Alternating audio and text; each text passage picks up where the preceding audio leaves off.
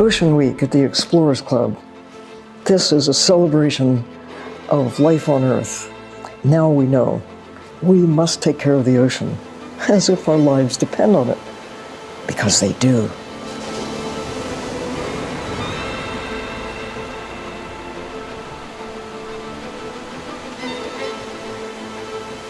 We celebrate World Ocean Week, where we gather together from all over the world, scientists and conservationists, to talk about the health of the world's oceans, the status of protecting and restoring the world's oceans for the good of all of us who live here on planet Earth. Protecting the world's oceans has never been more important, particularly with the effects of climate change affecting oceans all around the world at the moment, including where I work in the Weddell Sea at the Antarctic. And the Explorers Club is at the center of efforts to try and protect them. I'm absolutely amazed to be today at the Explorer Club for the first time of my life for the Ocean Week to discuss with all these beautiful people about exploration and the legacy of Shackleton. Good news is we know, as never before, what the problems are. And we've got so many young explorers coming along who know what no one could know not so many years ago. And so they're armed with knowledge. All of us are. And we have the best chance right now to make peace with the ocean, make peace with the planet, and maybe even make peace among ourselves. So my message at the end of this World Ocean Week, it's just to tell people, go out there, explore the beauty of the ocean, help the people on the ground, be doing the action on the field, and just join us. Join in this big movement to help and restore our blue planet. It's on ya.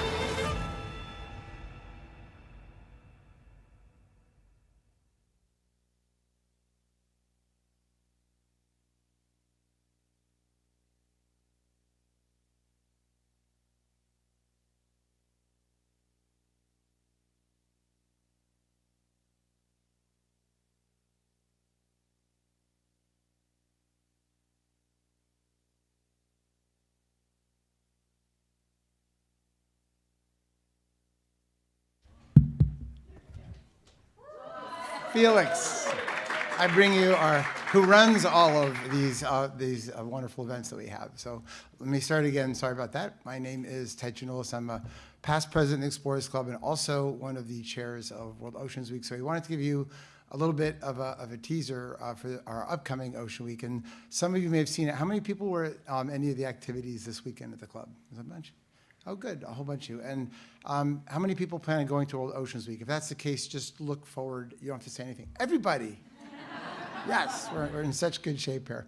But I actually did see some hands go up, and we're grateful for that. And just very briefly, because we want to get quickly to Callie tonight, but this is our 9th one that we did. As you saw, Rolex has funded us from the very beginning, along with other generous donors, and we basically start on June 3rd and we go all week, and then it culminates with the UN World Oceans Day at the UN, which is on Friday this year, the 7th, because it's the 8th is the usual day, but it's on a Saturday. But just to give you a tiny, tiny sliver of it, Monday night is Sylvia Earle, where we got Hope Spots we're going to launch in Florida. We have the Great Blue Wall represented by Barco Masai out of IUCN, which is an amazing project in the West Indian Ocean.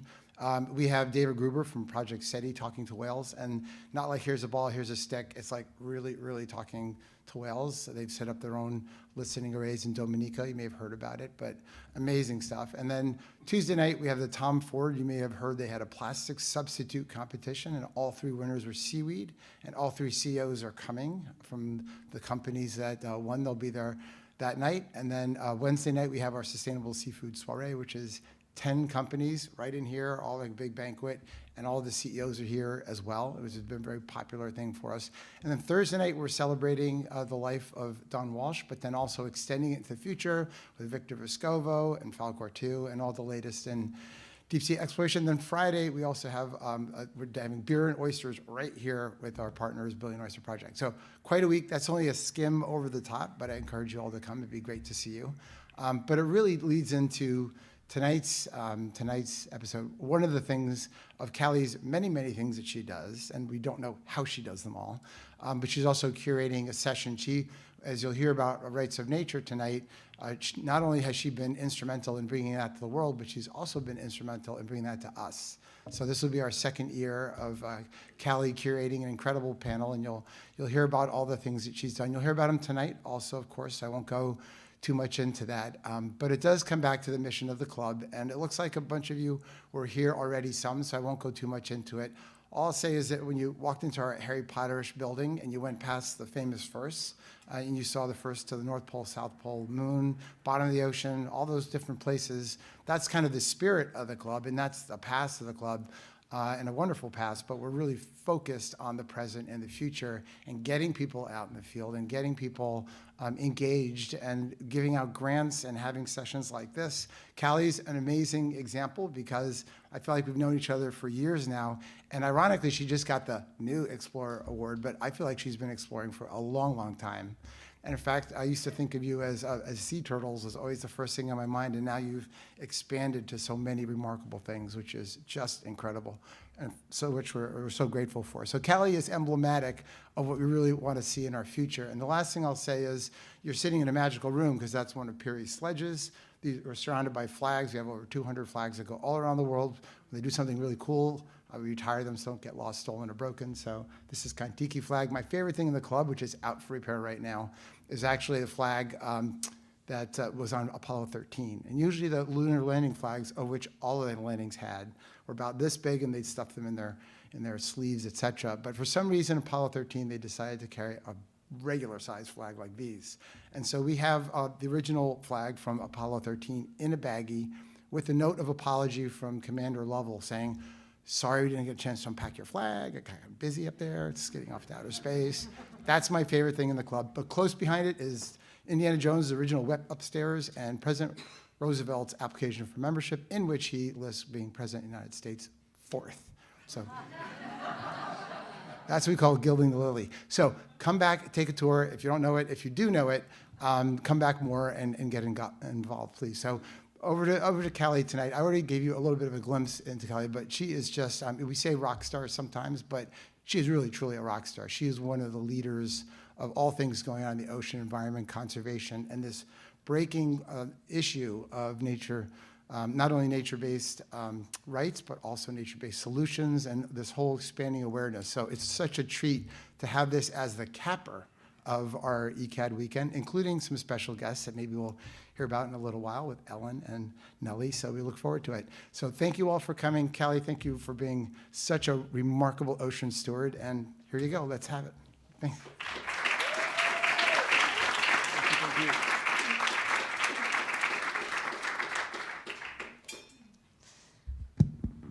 Good evening, everyone. Happy Earth Day. It's really an honor for me that you have chosen to spend your Earth Day evening here tonight with me. I really appreciate it, and I want to start by thanking the Explorers Club for this space, this chance to share this story with you all tonight as the capper of the ECAD weekend. The Explorers Club for me is like family. I've been a fellow national since 2018, and a couple years later I became the youth representative for the Explorers Club to the United Nations. And that's been a real honor for me to try and draw a line between all of the different things that we're working on in terms of science, conservation, and exploration at the UN level. And as I just keep growing in the club, you know, it's been an absolute honor to receive the new Explorer of the Year award this weekend. And I just want to thank the club for that recognition, and to Trevor Wallace for nominating me. So tonight, there's many familiar faces and many new faces. And so I wanted to share a little bit of my story, some things that people that know me know, and maybe some things that you don't know yet. And I think you're all expecting to hear about turtles, and I'm also going to be sharing a lot about the rights of nature, and how, for me, the rights of nature is the concept that gives me the most hope for the future of our planet. And so I think it's a very fitting thing to be discussing here on Earth Day.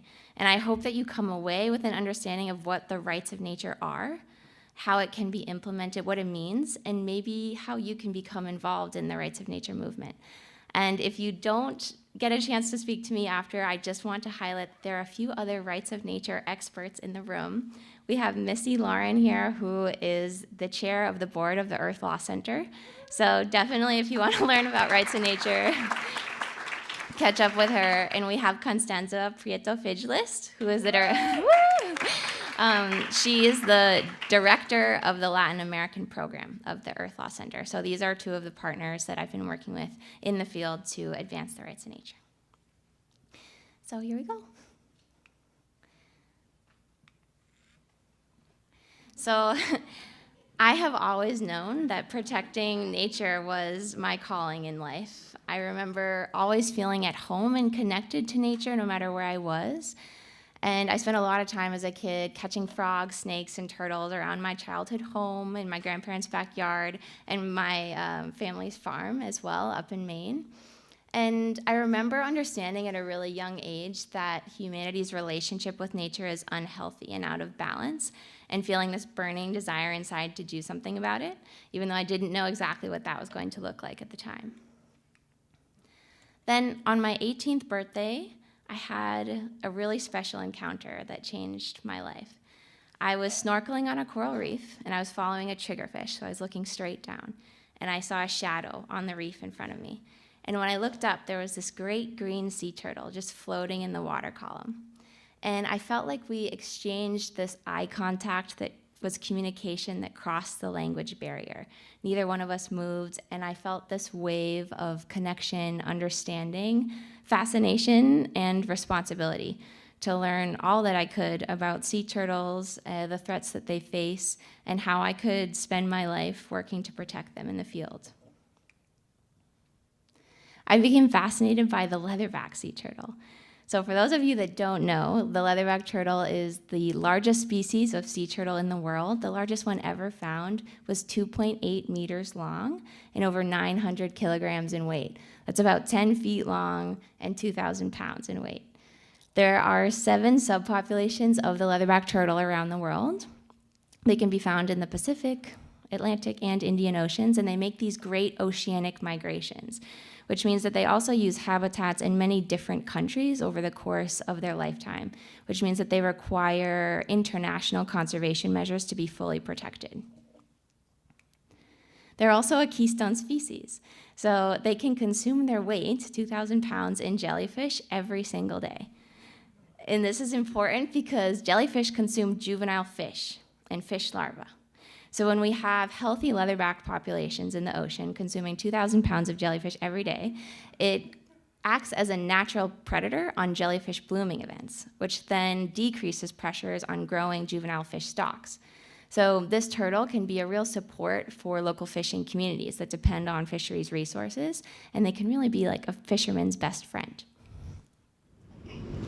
So upon seeing my first leatherback sea turtle in Costa Rica in 2015, I remember being struck by their prehistoric sounding breaths.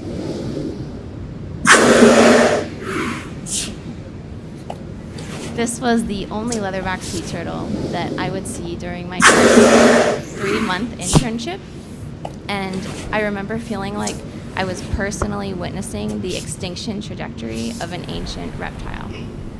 As I watched her return to the ocean, I remember seeing the white lights on the horizon of the industrial fishing fleet, just working right offshore. And I remember thinking about how a majority of the sea turtle conservation organizations around the world are focused on protecting sea turtles on land, on the beaches where they nest, when their greatest threat is actually on the ocean, where they're drowning in gill nets in massive, disturbing quantities.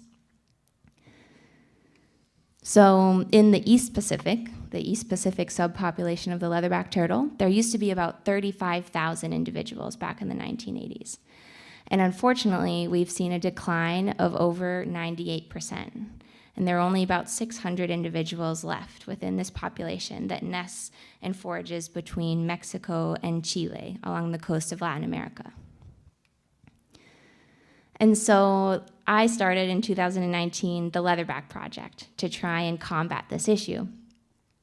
We're an organization dedicated to the protection of leatherback turtles and other threatened and endangered marine species and habitats through research, education, and advocacy initiatives.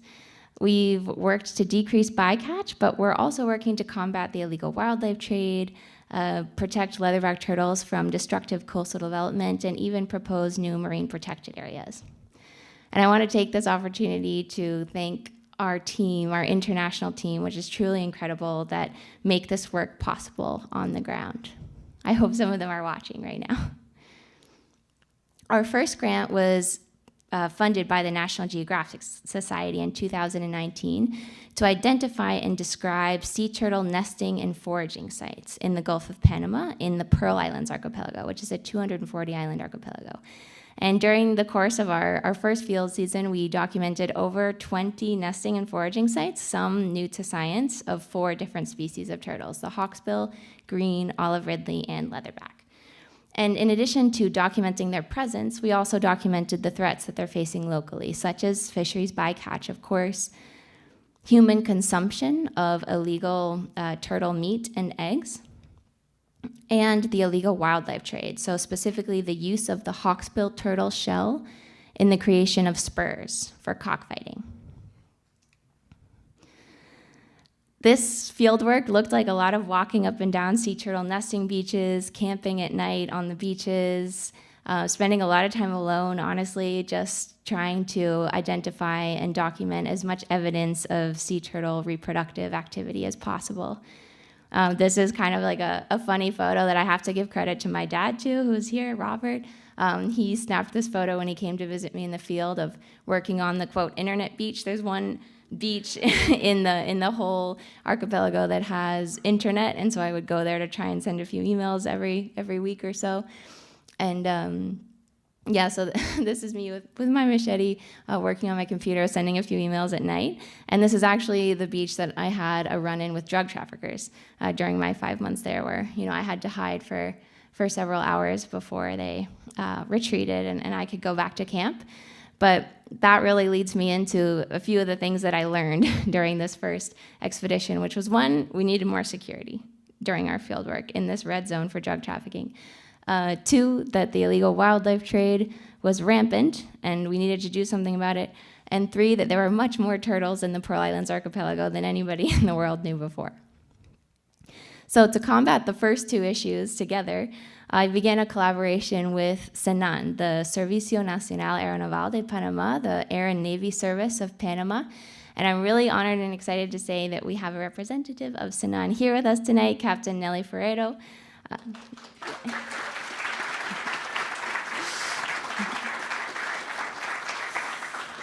She is one of the EC50 winners from last year, and she's actually going to be doing something very, very special at the end of tonight that you'll get to witness. I think it might be a club first. She's actually in this picture. I'm not sure if it's playing right.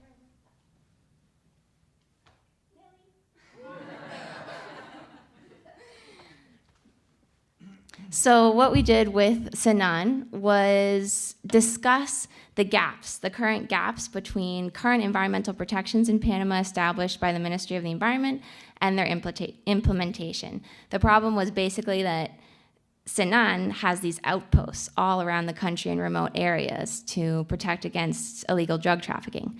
But the Ministry of the Environment doesn't have this presence. So we really just needed to bridge the gap and help Senan know how they could help implement the existing laws to a greater extent.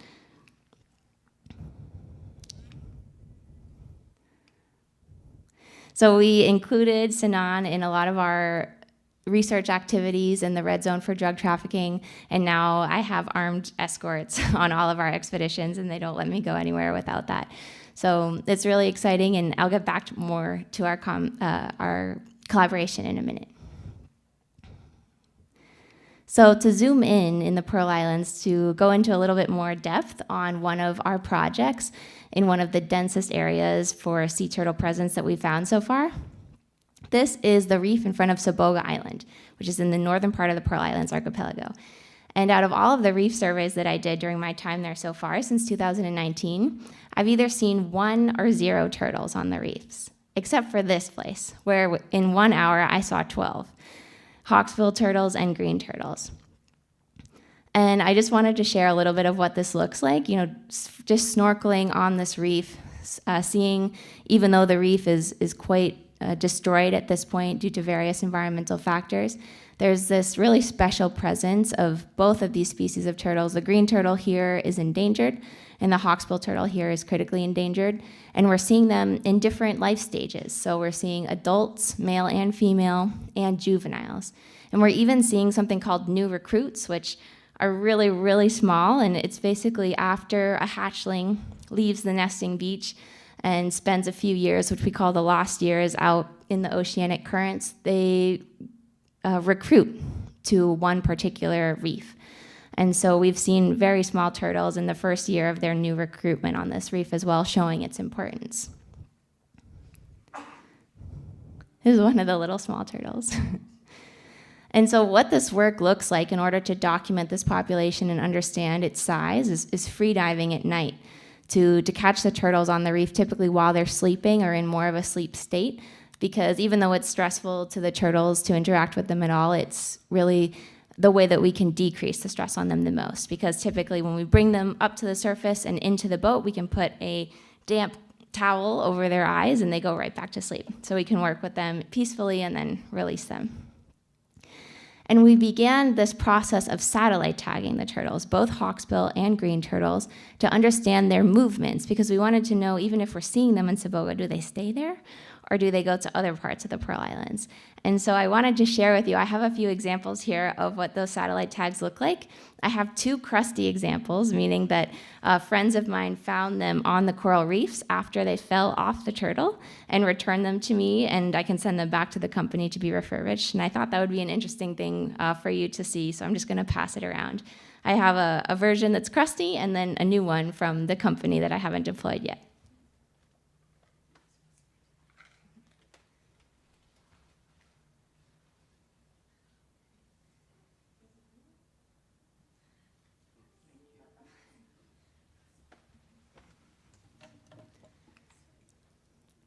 So this is what it looks like during one of our turtle releases. This is a critically endangered hawksbill.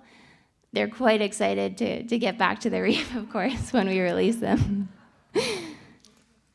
And our work here involves a lot of collaboration with the local community, specifically the children of the Pearl Islands. So this is a really special place because the community members had, of course, seen turtles, but they didn't know that it was special. They didn't know that even in the Pearl Islands, Saboga Island was a special place and a refuge for these turtles. And it's interesting because these children have been growing up on the island seeing turtles from afar, but they'd never actually interacted with one in the water.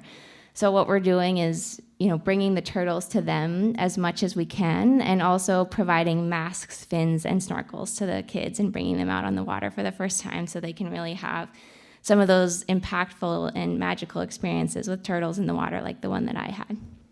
This is EDL. He's only 12 years old, but he first didn't know what a marine biologist was a few years ago, and now he wants to be one, so I'm really excited about that. We've done a lot of education and outreach work with the kids across the different islands as well, just to help them understand how special their home is. And with the satellite tagging, we've actually named the turtles after some particular kids that have been really involved with the program, which is really special because when we show them what the data looks like, we can say, hey, turtle Zulema, she's over going towards the Galapagos now or heading out into the Gulf of Panama, and they get really excited to see their name pop up on the map, so that's fun. And I also view this project as a way to bridge a gap between marginalized communities and government institutions like Sinan. So we always bring representatives from various government institutions like Panama's NOAA, it's called ARAP, the Panamanian Authority of Aquatic Resources, and Sinan, of course, and the Ministry of the Environment. And we make sure that these representatives are all interacting with the kids and community members in the name of the turtles. So I think it's really brought people together so far. And the preliminary data is really exciting. So out of the hawksbill turtles that we've tagged so far, as you can see, each one of the colors in the maps that I'm going to show you is a different turtle. And each point on the map is where the turtle came to the surface to take a breath. So here you can see on the left that only one turtle left Saboga, and it actually went right back. And here on the right, the black polygon is what is known as the Special Management Zone of the Pearl Islands Archipelago. It's a government-level designation, which basically means that this archipelago has a protection level, but it has no management plan to implement it. So that's something that we're working on right now, and was part of the reason why we proposed in this pink polygon in the north of the archipelago a new national wildlife refuge. So if we zoom in even more on the data, you can see how densely the turtles are using this one reef habitat and how they're remaining in that area during the course of the tagging study. And this is zooming in a little bit further. So they're really not leaving the reef that much, which undermines even more importantly why we need to protect this place.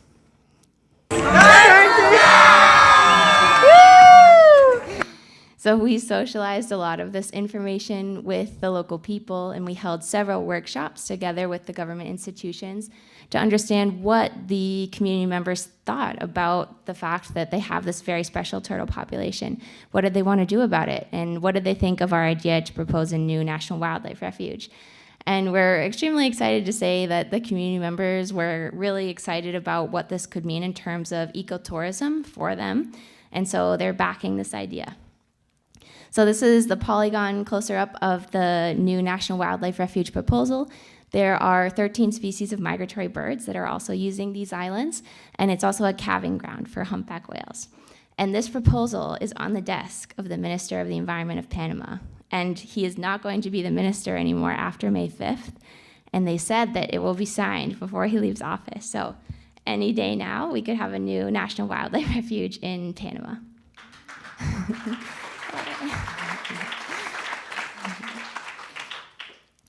This is some photos of the National Wildlife Refuge, the different species that we're seeing, like bride's whales, the blue-footed booby, which is of course really iconic, schools of cow-nose rays and mobula rays, the whale shark, and this is Captain Nelly Ferrero in the upper left corner catching a hawksbill turtle.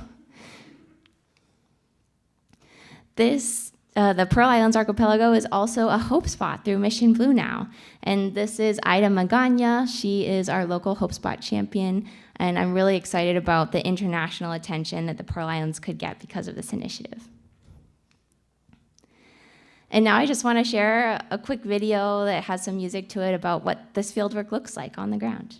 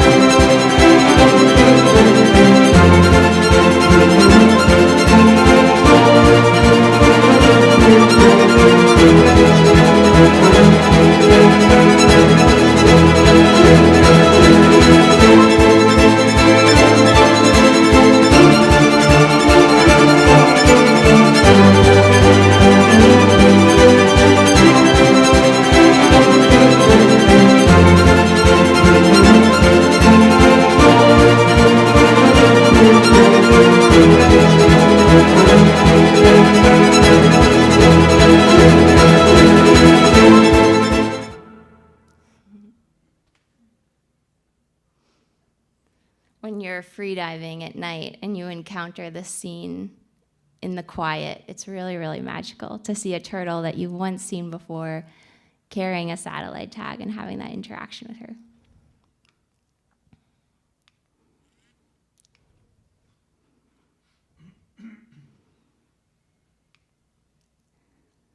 So next, I'm really excited to share one of our second initiatives in Panama. I'm not going to go as in-depth in this one because it's something I'm going to share in detail during World Oceans Week, so you have to come back. Next project is located in Guna Yala, or the land of the Guna people. It's in a place called Armila, where the red dot is, and it's right on the border with Colombia in the Darien Gap.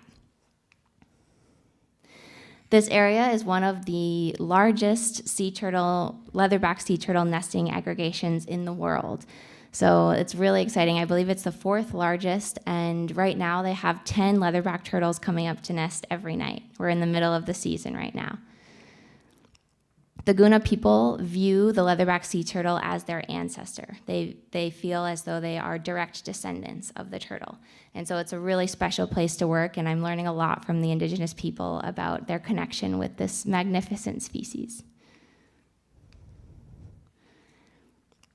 So the reason why I was asked to join this project is because there's a really, really intense and scary threat that's taking place. So basically there are 3 nesting sites. The yellow lines indicate nesting sites one is located on the Panamanian side of the border, and 2 are located on the Colombian side of the border. And the Colombian government has proposed the construction of 3 industrial-sized ports, indicated by the red X's. And so our team's worry was that the movement of the turtles in between the nesting sites in yellow was going to be perpendicular to the movement of the ships going in and out of this gulf to the ports that are located there.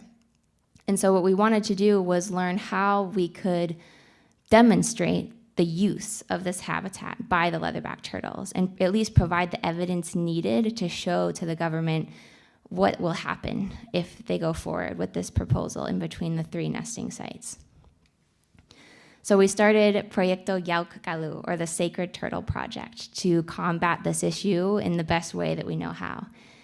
And so what we did was, so far we've deployed 11 satellite transmitters on the backs of leatherback turtles in 3 of the nesting sites. And on Saturday, I'm going out to deploy 11 more across the 3 sites in Panama and Colombia. And as you can see, the turtles are heavily using that area in between the 3 nesting sites. And so I'm looking to publish this data as soon as possible, hopefully ahead of the CBD COP that will be held in Cali, Colombia this year in October, the Convention on Biological Diversity, to see what the Colombian government has to say about this issue, because it's not only about the turtles and the rights of the turtles, but the rights of the indigenous people to their biocultural heritage.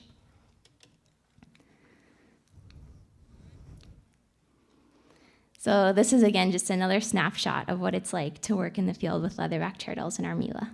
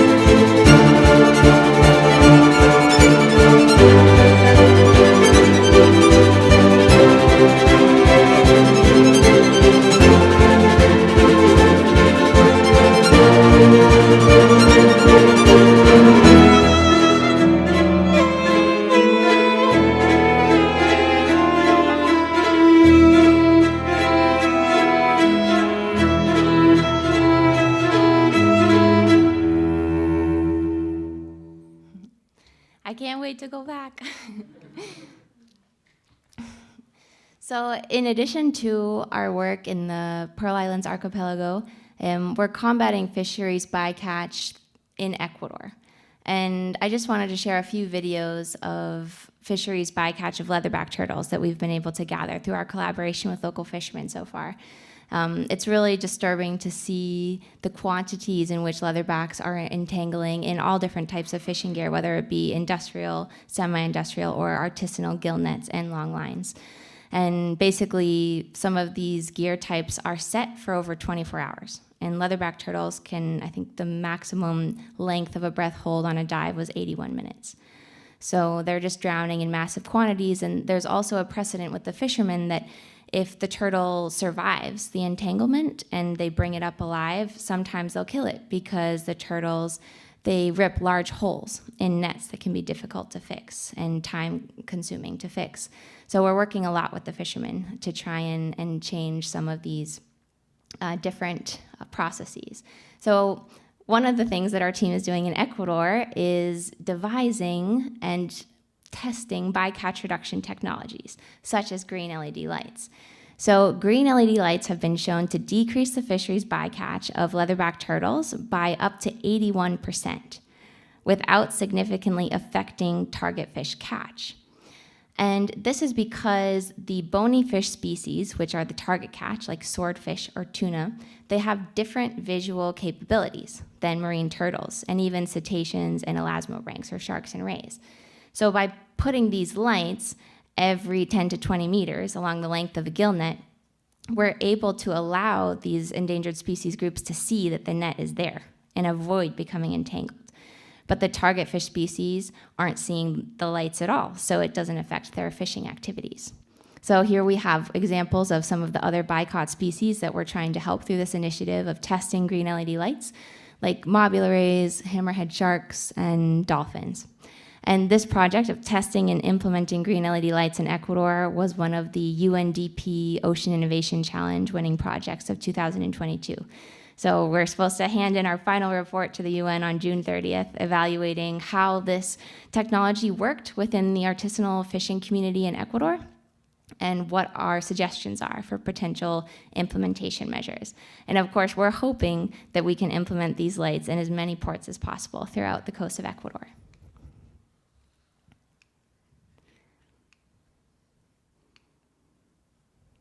You can do it.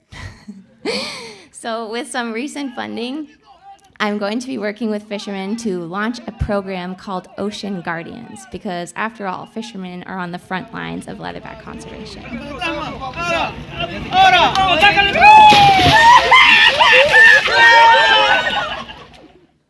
I love how excited they get. Basically, we are going to be holding workshops as a team on fisheries bycatch reduction technologies, fisheries sustainability, the importance of turtles in healthy ocean ecosystems, and the safe handling and release of marine turtles.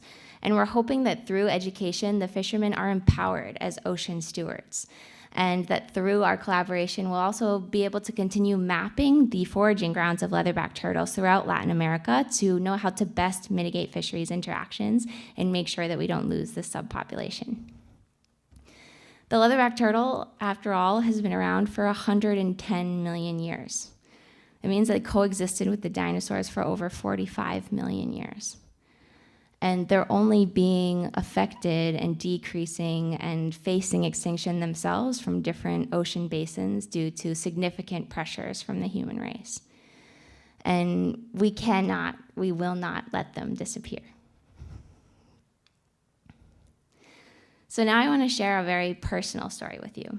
And this is the story that turned me into, from just a sea turtle biologist or a marine biologist in the field, to a tool that I am trying to be used in the protection of nature on a massive scale. So, before heading to Panama for the first time, I had an experience that would change the course of my life forever. I was 26 years old and extremely excited to be beginning my first job as a marine biologist after receiving my master's degree. But unfortunately, I stepped into a situation where the person in power, he sexually harassed me for months on end and made me feel unsafe.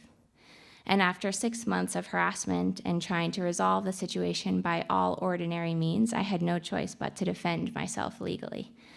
And in defending my rights legally, I learned the power of the truth, of justice, and of rights-based protection measures. Although there are a lot of problems with the United States legal system today, I personally felt protected. And in trying to move on in a positive way from this negative experience, I wanted to see how could I protect nature through defending nature's rights in my work, as nature cannot speak for herself. And I quickly realized that the rights of nature cannot be defended in the way that I had just defended my own, because her intrinsic and inherent rights aren't recognized within legal systems around the world. And so I bought the book, The Rights of Nature, A Legal Revolution That Could Save the World, by David Boyd, and I was reading it in my tent in Panama on the sea turtle nesting beaches. And I learned several things from this book, including the fact that the rights of nature, although it's more of a Western construct, it has origins in indigenous cosmology. Indigenous peoples around the world are the stewards of natural ecosystems, and they've been living in harmony with nature for generations. And rights of nature is our best attempt at understanding that concept of living in harmony with nature and applying it to our Western legal systems. I also learned that a lot of people will say that advocating and proposing rights of nature is unrealistic. We can't give rights or recognize the rights of something that's not living. And then this book, and I would like to remind everyone that corporations have personhood rights. So of course we can do that if we really want to. And lastly, a quote from a really good friend of mine, Natalia Green, who was here with us this weekend but unfortunately had to leave, is that current environmental law teaches us how much we can harm nature, but it doesn't teach us how to protect nature. And I think that's really important because if you think about it, typically current environmental law puts a timeline or a permit or a price in between corporations and their desire to destroy an ecosystem. And so we need something stronger. I think the state of the planet today in terms of climate and biodiversity crises is evidence enough that we need to do something different. And I feel like rights of nature is that thing. Shouldn't, for example, leatherback turtles have the inherent right to survive and thrive throughout their historic range?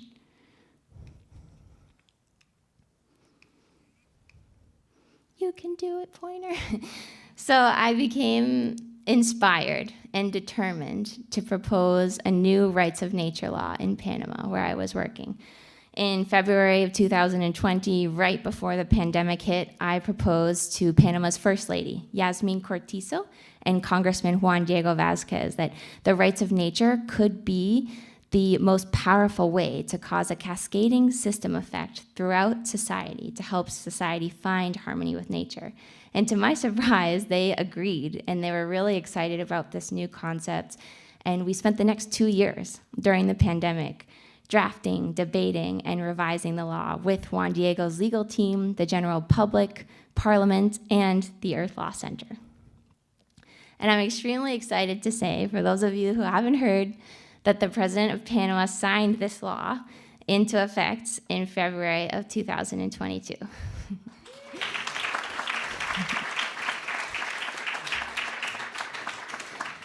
So now nature has a long list of rights in Panama, including the right to exist, persist, regenerate vital cycles, be restored, and even have representation in court.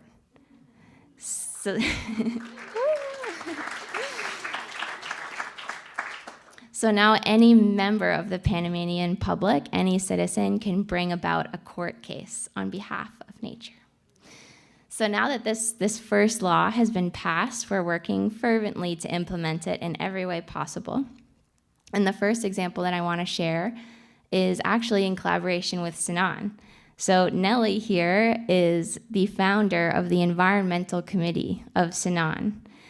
And in the resolution that forms the committee, they cite the rights of nature. They cite it, and then they say one of the goals of this environmental committee of the Army and Navy service of Panama is to guarantee the coordination of mechanisms and instruments that ensure the protection of the rights of nature. This is, woo! And so if anyone doubts that the rights of nature can be proactively implemented, here's just one of 6 examples that I want to share with you. The next example is that a law proposal to recognize sea turtle conservation needs in Panama was put forth by Congressman Gabriel Silva and an organization called Pana Tortugas. And my organization, the Leatherback Project, worked with Earth Law Center to see if we could include the specific rights of turtles within this law proposal. Not that we needed to, because the general rights of nature law would protect the rights of turtles, but we understood the need to have parallel language in secondary laws to make sure that the rights of nature is enshrined on every level. And so we worked on this article together. You can do it. And it was actually passed on March 1st, 2023. So the article that we got passed in national law, which I still can't really believe, team, is the state will guarantee that natural and legal persons protect the rights of sea turtles and their habitats, such as the rights to live and have free passage in a healthy environment, free of contamination and other anthropogenic impacts that cause physical and health damage, such as climate change, pollution, fisheries bycatch, coastal development, and unregulated tourism, among others. Yeah.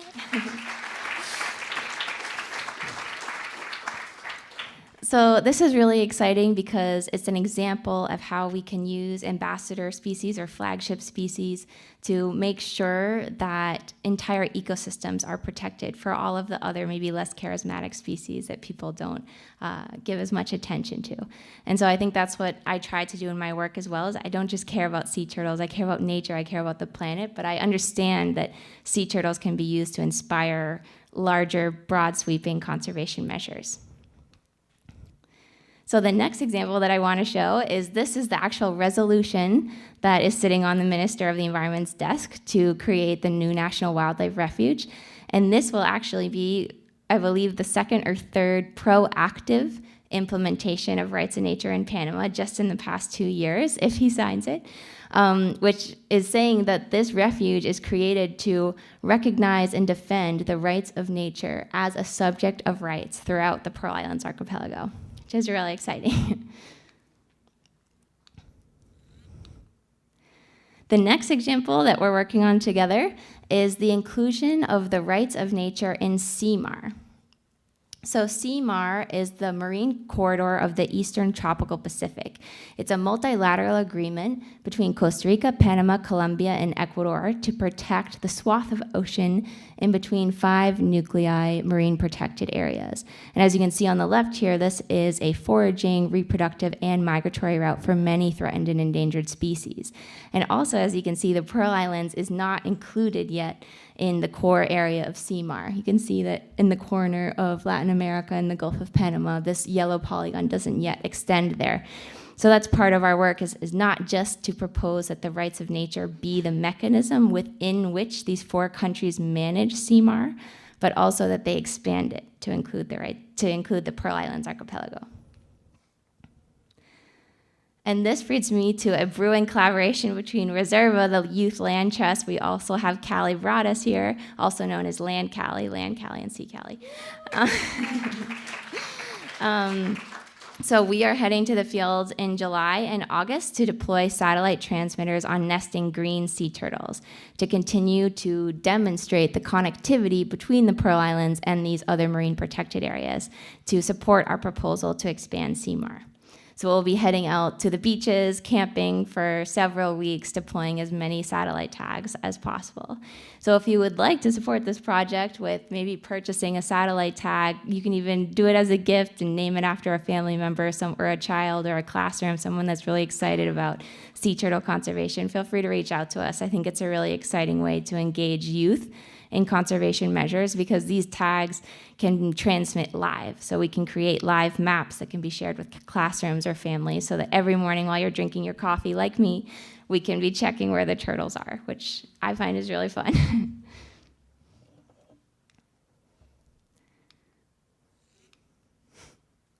We already have one example so far of connectivity between the Pearl Islands and Seymour. So in the bottom left corner, that's Koiba National Park. And here we have the Pearl Islands Archipelago. And this purple track is an adult male green sea turtle that left Saboga Island and traveled to Koiba in April of last year. So that was our first demonstration of connectivity, and we're hoping through this collaboration with Reserva to show many more.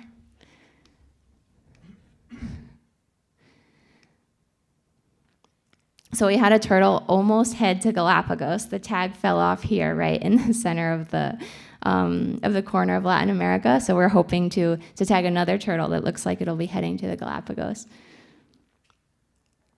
Another example of an implementation of the rights of nature that we're working on right now is the creation of an environmental force of Senafront. So Senafront is another security service of Panama.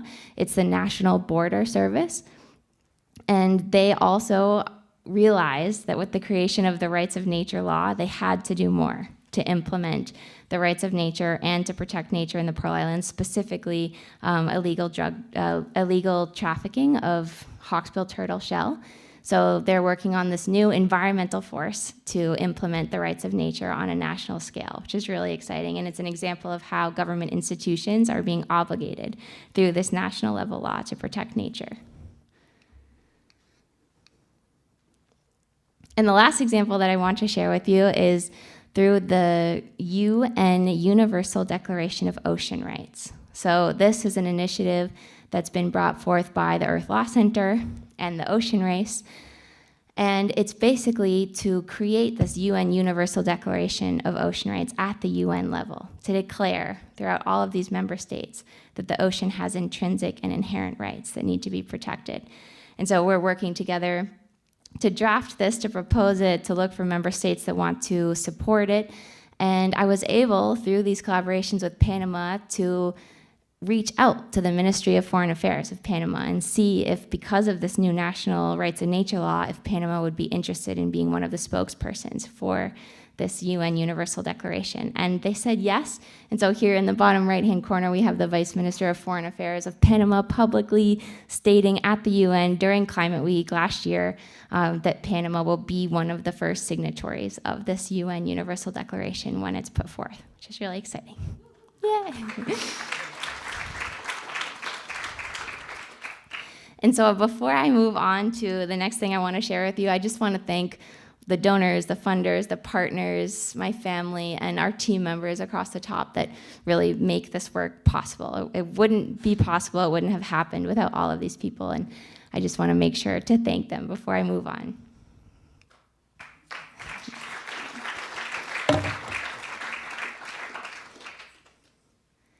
So the next thing that I want to share, I felt like Earth Day at the Explorers Club, there couldn't be a better place or time to launch what I'm working on now.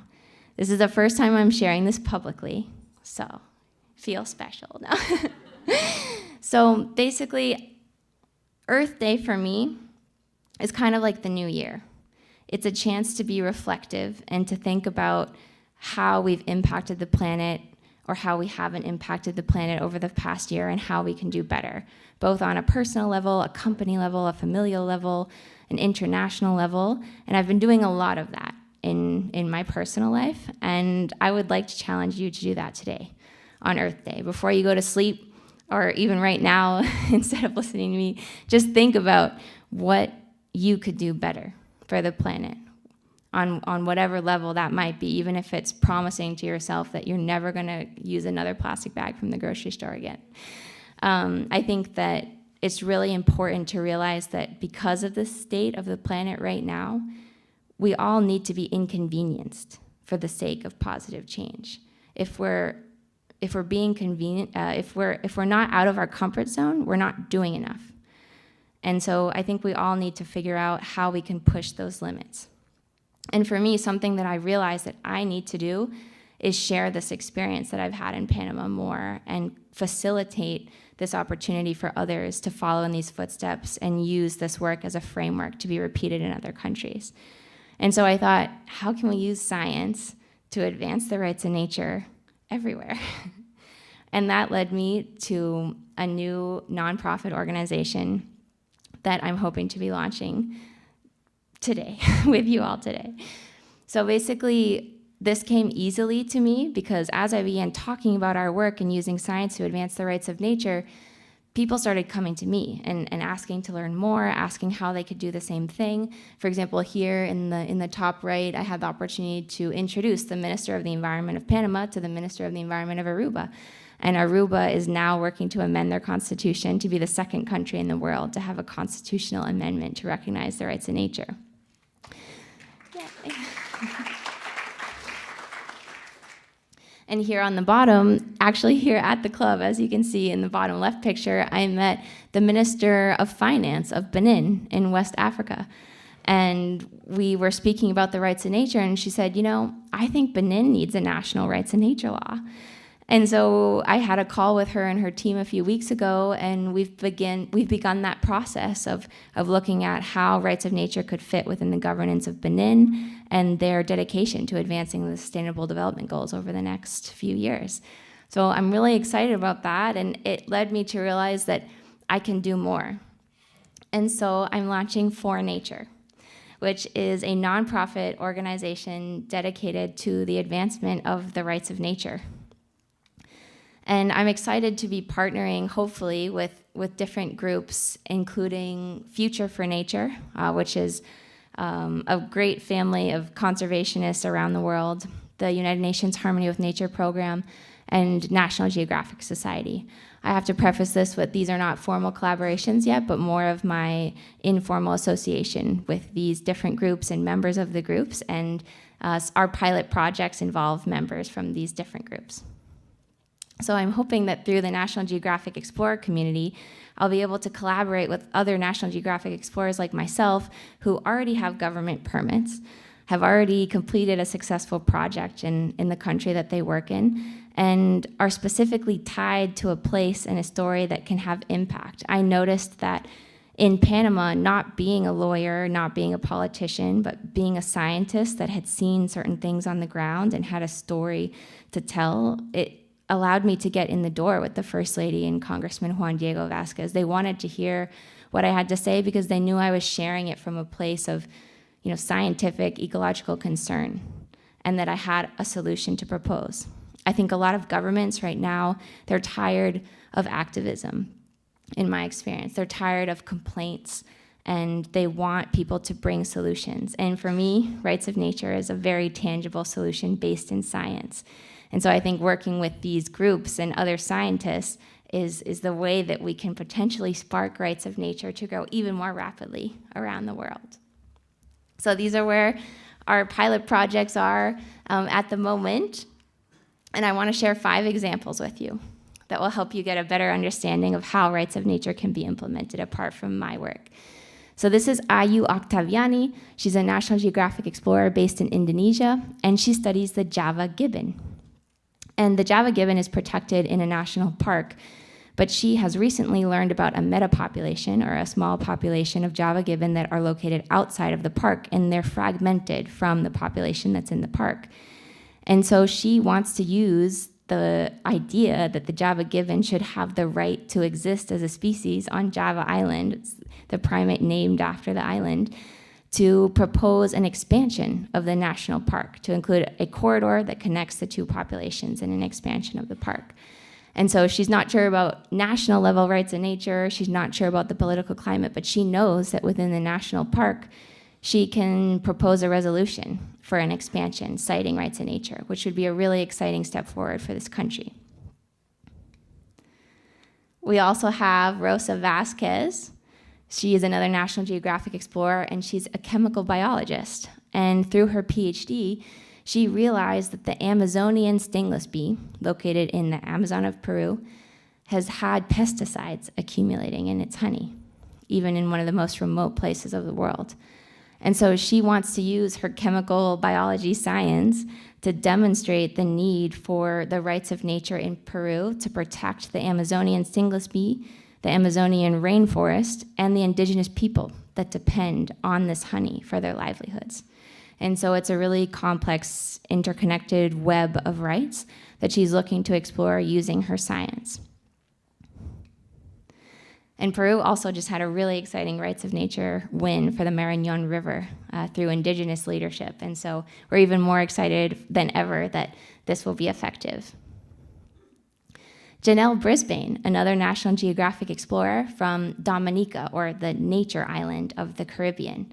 She studies herps, so lizards, snakes, and other species, and she thinks that she has a political advantage, potentially an idea for advancing rights in nature on a national level. So this is the Cicero parrot. It's one of the largest Amazonian parrots, and it's purple. And it's on the Dominican flag. And this makes Dominica one of 2 countries in the world that has purple on its flag, and they're very proud of that. And so she believes that because the Cicero parrot is critically endangered, she could propose a national rights of nature law using the Cicero parrot as the ambassador. And politically, the president is going to have a hard time saying no, because he understands that this species needs to be protected. And so she's really excited about using some of the science that they've been working on to document and describe the current distribution and population numbers of the Cicero parrot to propose this national rights of nature law in her country.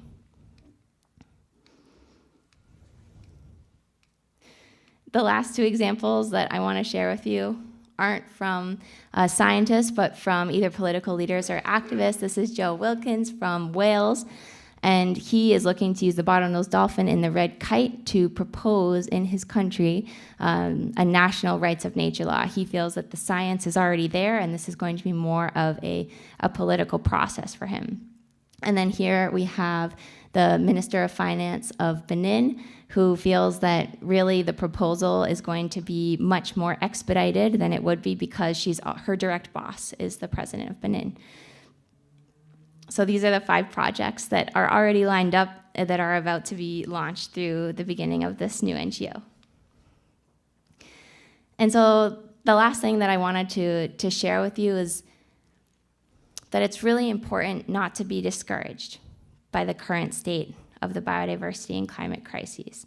I know it's really easy to do, but I think that the current destruction needs to inspire us to act, to propose large, broad, sweeping proposals of a moral and ethical nature, like the rights of nature. And I think every one of you in this room has the ability to do that, whether it's through science, policy, art, activism, communication, even if you share with just one person outside of this room what the rights of nature are and why it's important and what people can do, I think that will be really, really important. And I think that we're all in this together, and I really believe that through the rights of nature, we have the ability to change the world. And I'm excited to talk to you about that tonight and see if any of you would like to collaborate in advancing the rights of nature in your line of work. So this is my contact information. If you would like to reach out, please feel free, email, text, reach out on social media. I would love to chat. And now I would like to invite up on stage, if you will, Captain Nelly Ferrero, who wants to give something to the club, something very special and treasured in, I believe, a club first. And I'm going to translate for her. She's going to share a few words.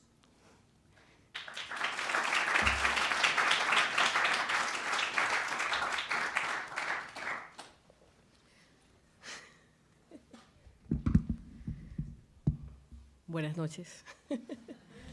Buenas noches. Bueno, estoy muy agradecida de estar aquí con ustedes. La verdad para mí ha sido muy significativo haber sido nominada el año pasado por Trevor. She said, "Good evening, everyone. It's a great honor for her to be here with you all, and she's very honored to have been nominated as part of EC50 by Trevor Wallace." Cuando Trevor me nominó, la verdad, le decía que por qué.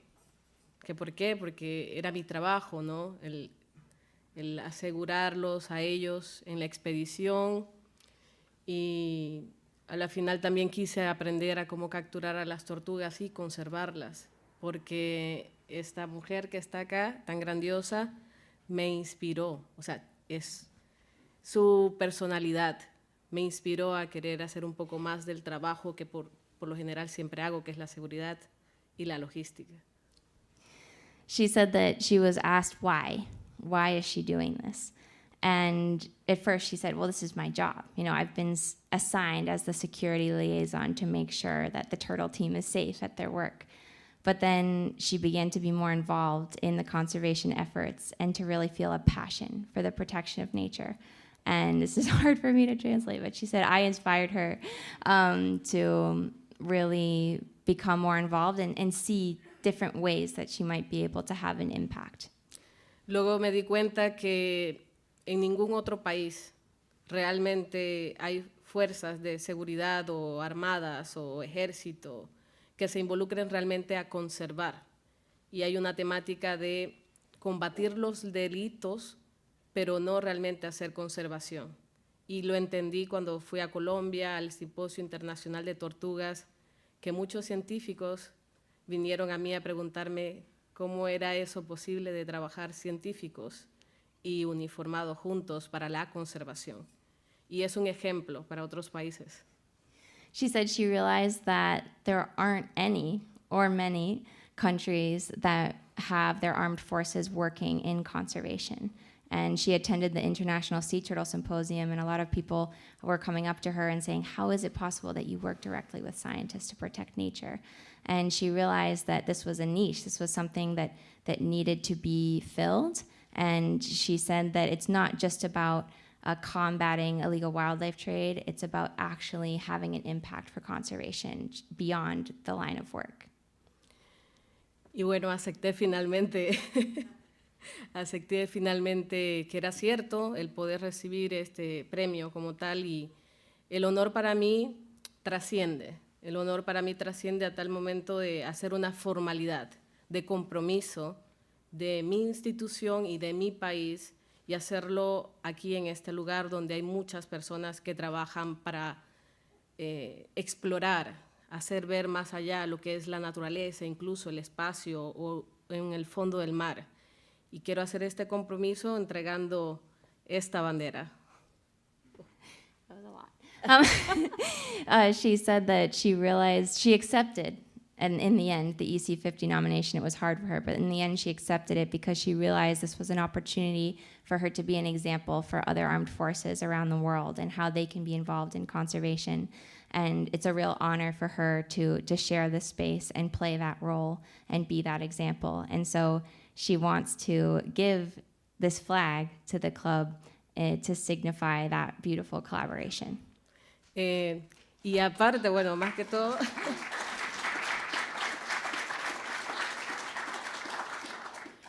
es un compromiso de institución, es un compromiso de Estado, de que vamos a seguir trabajando para conservar la naturaleza.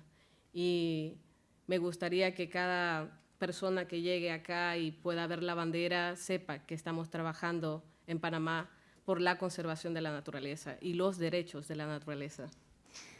She said that to give the national flag is a commitment of the institution and of the country to continue working in the conservation of nature.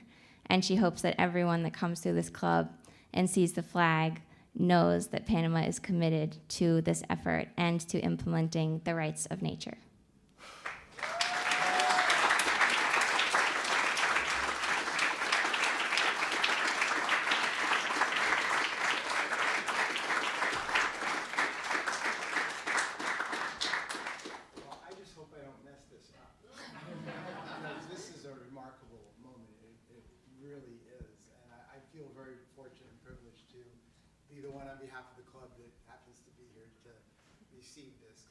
As far as I know, it's a first as well, and it's an incredibly special one. So we are so grateful for this. And you know, I've been to a lot of presentations and evenings of the club over a pretty long period of time, and tonight is just exceptional.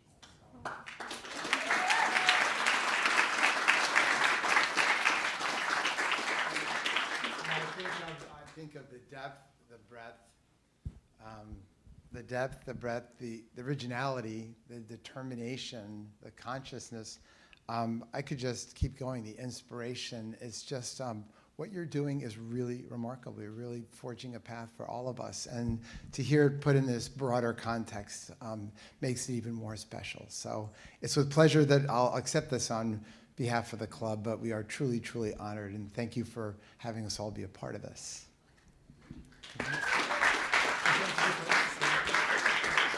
¿Quiere que sea parte? Sí, claro. Is it possible? Oh, there's a couple of people. La podemos abrir ahora. Does anyone have a non-phone? She said she wants to open it. Turn off the background. Yeah. We're gonna open it.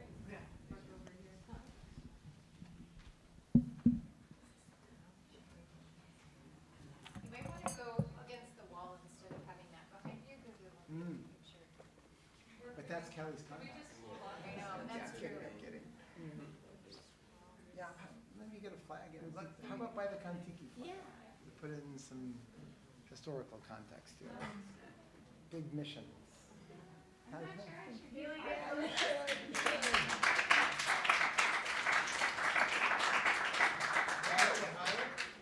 Higher, sure.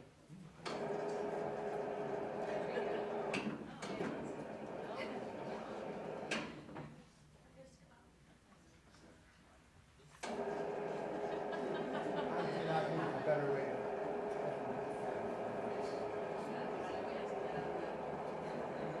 She's like, now I'm going to teach him how to fold it.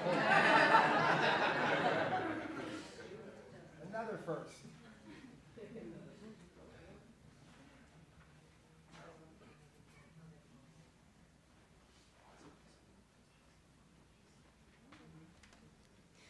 So while they're folding, if anyone has any questions, I would love to answer them before we end the night.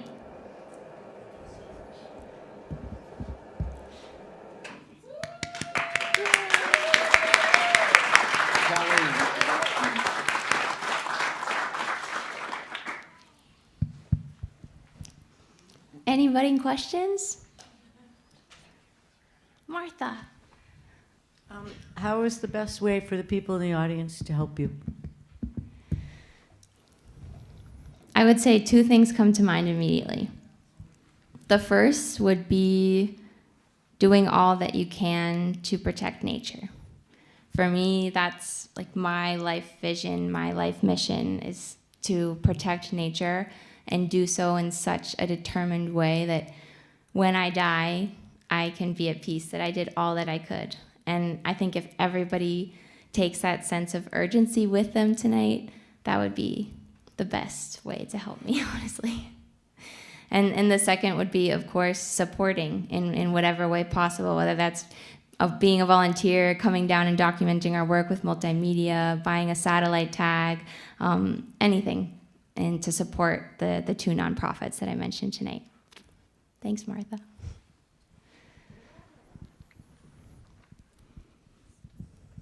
Thank you, Callie. What a beautiful, beautiful story.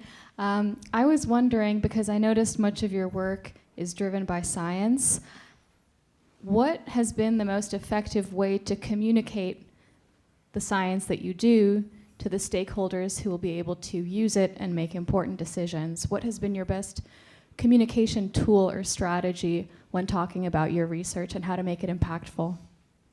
That's a great question, and I think that's something a lot of scientists struggle with. Like, we have these impressive data sets, and we could talk to you for hours about statistics, but that's not what political leaders want to hear. And so I think I've tried to work on the art of storytelling and sharing the work, but through multimedia and with a sense of urgency. So making sure that it's really key and clear to the people in power, the gaps between what's on paper and what's happening in the field, where maybe only me and my team can see firsthand. Because I think a lot of political leaders believe that what's written on paper is actually happening or being implemented, and they might actually be unaware of some of those gaps. And so I think showing the discrepancies and sharing the sense of urgency in a really distilled down way has been effective for me. And I think also I'll add on to that although the rights of nature is about the intrinsic rights, so the inherent rights of nature apart from utilitarian need for humans, it's important to think politically as well. So when I met with the First Lady, I spoke to her about how Costa Rica has the biggest ecotourism reputation in Latin America. Panama's right next door, has the same biodiversity, if not more, but doesn't have that reputation. People aren't necessarily drawn to travel there in the same extent that they are for Costa Rica. And I said, imagine if Panama became the third country in the world to recognize the rights of nature. I said, I promise you it will make national news. You will be invited to the UN to speak. And those things happened. So I feel like thinking politically as a scientist and being willing to step outside of that objectivity box that your PhD advisors want to put you in would be my best advice. We don't have time for objectivity anymore.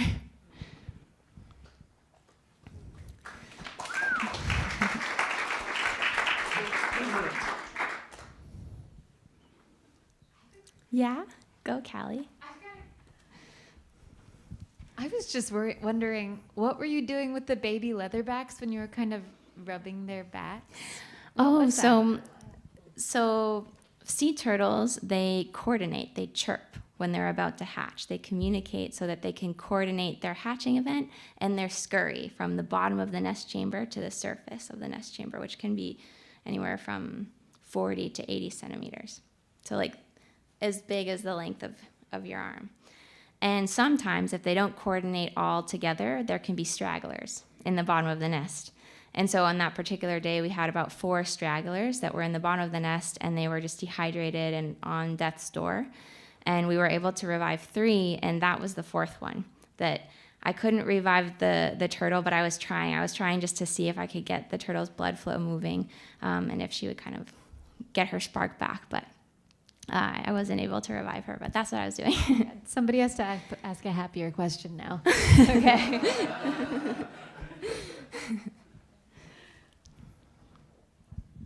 Really inspiring to hear everything you've had to say.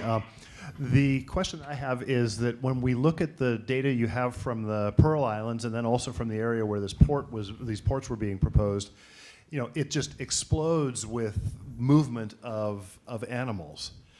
Do you suspect that the same thing is happening at additional places along the coast, or are these particular hotspots?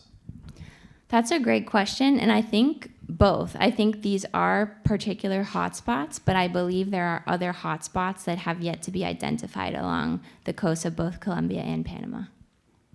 Thanks for asking.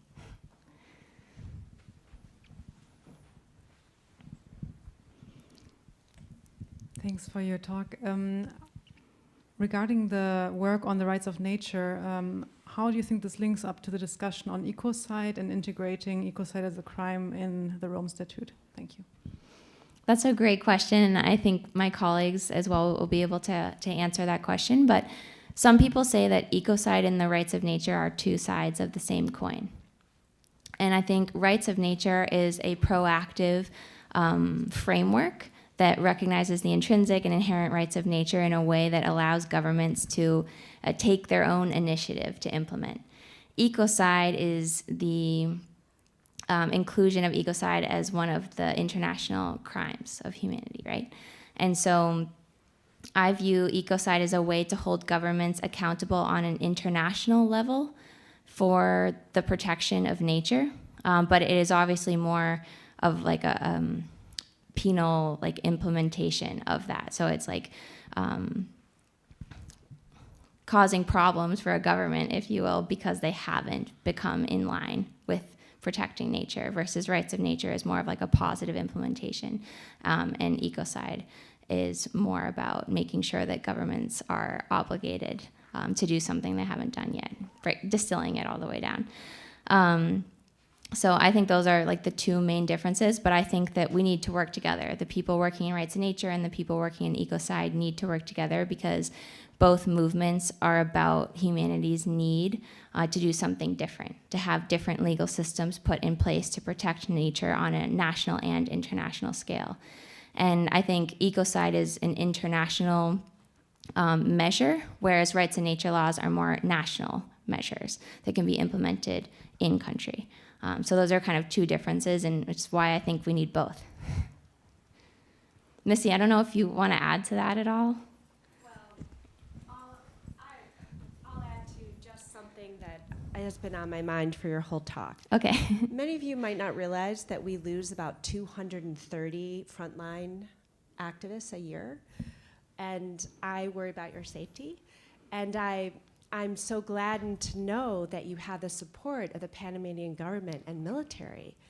What support are you seeking in Colombia as you work and do your research related to those ports?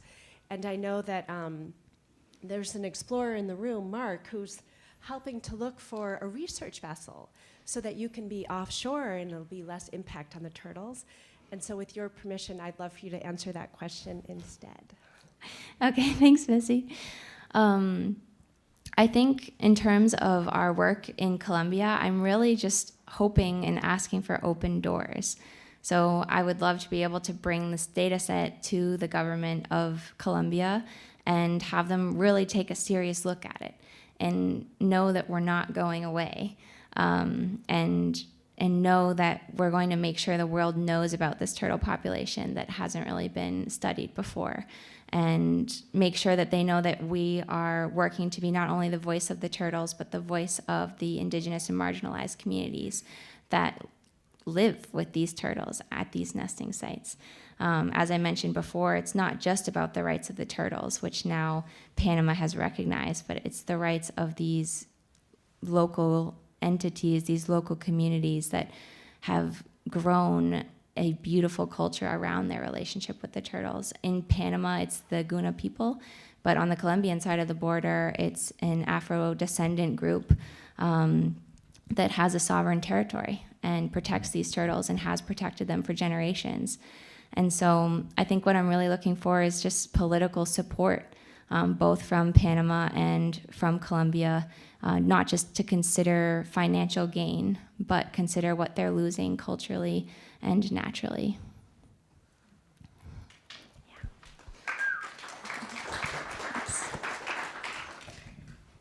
Thanks so much.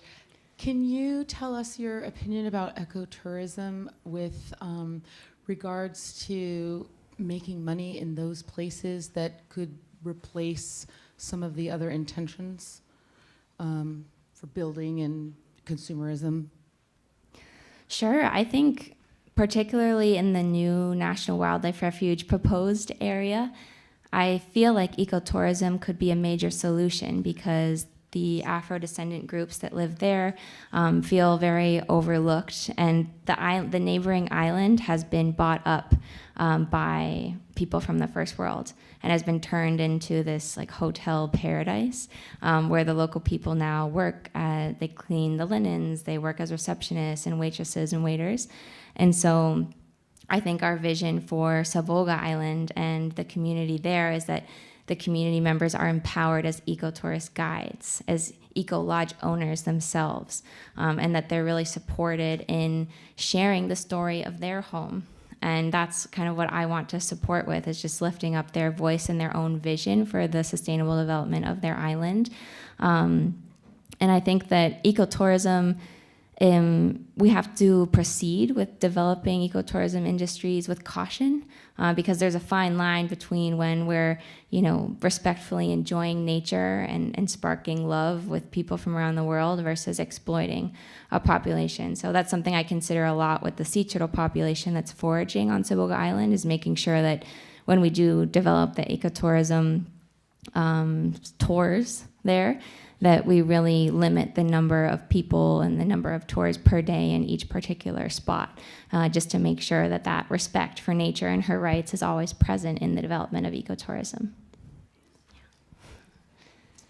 And Callie, I think you said you're willing to stay around and take more questions and hang out with people, so we might transition that part of the evening. And Nellie, we want to thank you so much once again for a truly precious gift that you've bestowed upon us. Thank you so much. And Callie, I mean, this is what the Explorers Club should really aspire to, is what you're doing now. So hopefully lots more to come and ways that we can be supportive.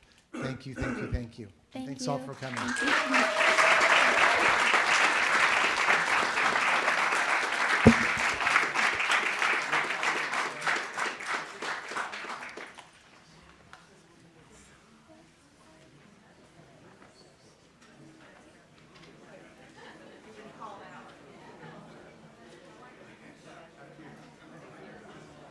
Hi, it was great. I'm so glad.